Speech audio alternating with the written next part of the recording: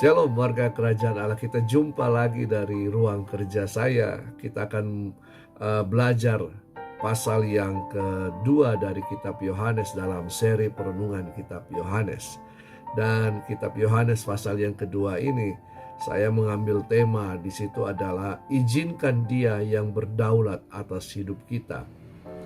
Mari kita baca Yohanes 2 ayat yang ke-8. Lalu kata Yesus kepada mereka, "Sekarang cedoklah dan bawalah kepada pemimpin pesta." Lalu mereka pun membawanya. Dalam sebuah acara pernikahan, hal yang membuat malu keluarga adalah jika di dalam pesta pernikahan tersebut kehabisan makanan. Adalah lebih baik kelebihan daripada kekurangan. Nah, inilah yang sedang terjadi di dalam pesta pernikahan di Kana.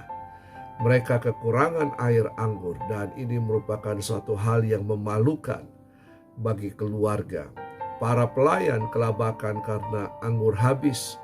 Ini menjadi malapetaka bagi keluarga dan akan menjadi bahan olokan di masyarakat.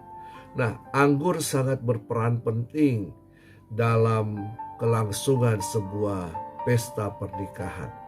Dan kebiasaan yang ada adalah yang lebih dahulu disajikan adalah anggur yang baik, baru kemudian anggur yang kurang baik. Nah, ketika Ibu Yesus mendengar hal ini, maka ia pun menyampaikan berita ini kepada Yesus.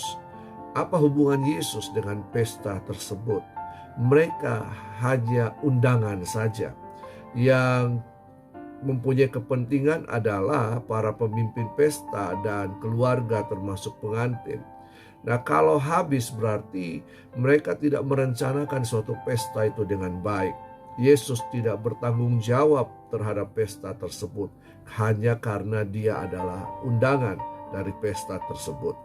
Namun, walaupun Yesus hanya undangan, ketika ia diminta untuk membantu, untuk menolong, maka ia pun ikut berbelas kasihan sehingga mujizat terjadi. Air menjadi anggur. Anggur tersebut adalah anggur yang terbaik sehingga membuat kekaguman para undangan.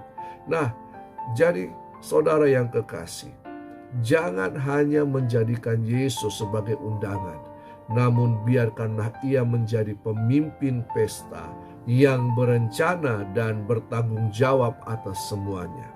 Nah, jika Yesus diizinkan berdaulat atas kehidupan ini, maka kita tidak akan hidup dalam kekurangan. Karena yang ada di dalam kita, yang berdaulat di dalam kita adalah Sang Raja. Dia Tuhan, pencipta langit dan bumi. Tuhan Yesus memberkati dan sampai kita jumpa nanti di pasal yang ketiga dari kitab Yohanes. Haleluya.